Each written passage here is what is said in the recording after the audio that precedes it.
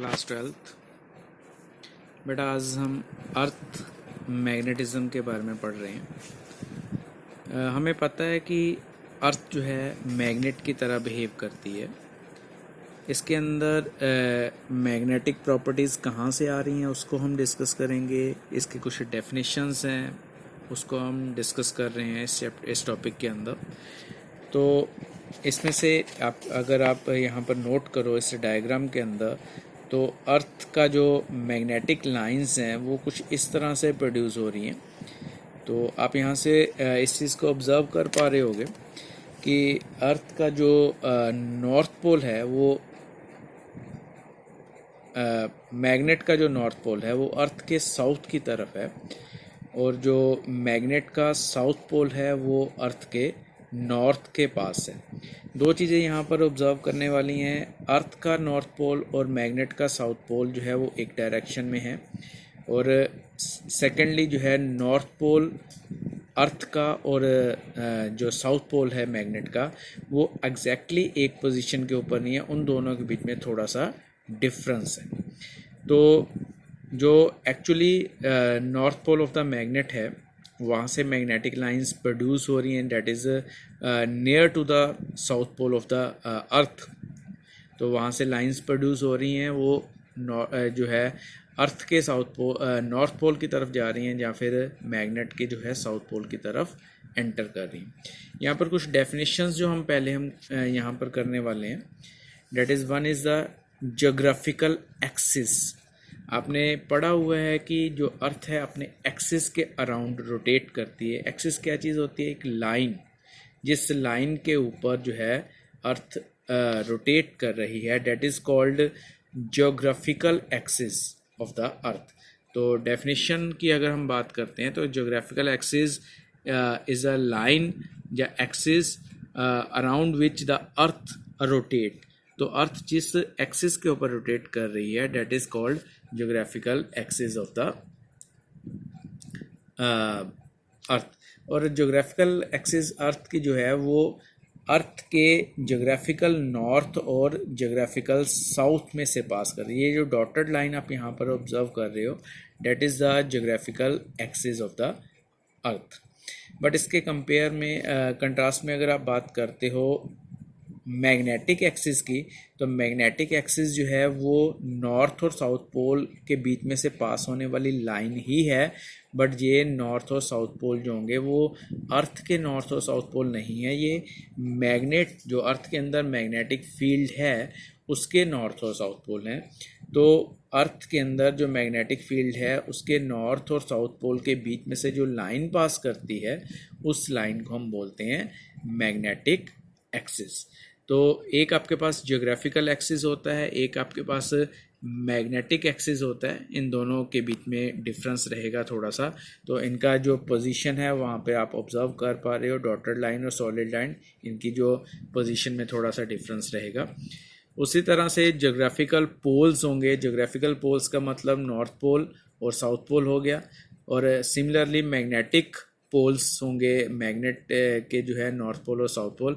तो अगर आप अर्थ के नॉर्थ और साउथ की बात करते हो, अर्थ का जो आपके पास जो कह सकते हो उसका जो अर्थ की जो सरफेस है उसके जो स्फेरिकल शेप है, उसका जो नॉर्थ पोल है उसका साउथ पोल है, तो उसको ज्योग्राफिकल नॉर्थ और साउथ पोल बोलेंगे। इसी तरह से अगर मैग्नेटिक फील्ड जो प्रोड्यूस कर रही है अर्थ, उसके जो एंड पॉइंट्स नॉर्थ और साउथ पोल बनेंगे, that is called magnetic pole of earth, magnetic field.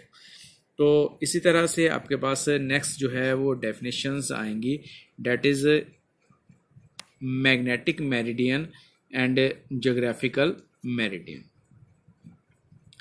तो ज्योग्राफिकल मेरिडियन क्या चीज़ होती है? यहाँ पर अब लाइन नहीं बोलेंगे हम, क्योंकि एक्सिस की जब हम बात करते हैं तो वहाँ पर आपके पास लाइन होती है जो नॉर्थ पोल और साउथ पोल के बीच में से पास करती है। बट जब हम मेरिडियन की बात करते हैं तो meridian is a vertical plane. यहाँ पर डेफिनेशन लिखी हुई है, it is a vertical plane, it is not a line, it is a plane. तो vertical plane passing through the geographic axis is called geographic meridian.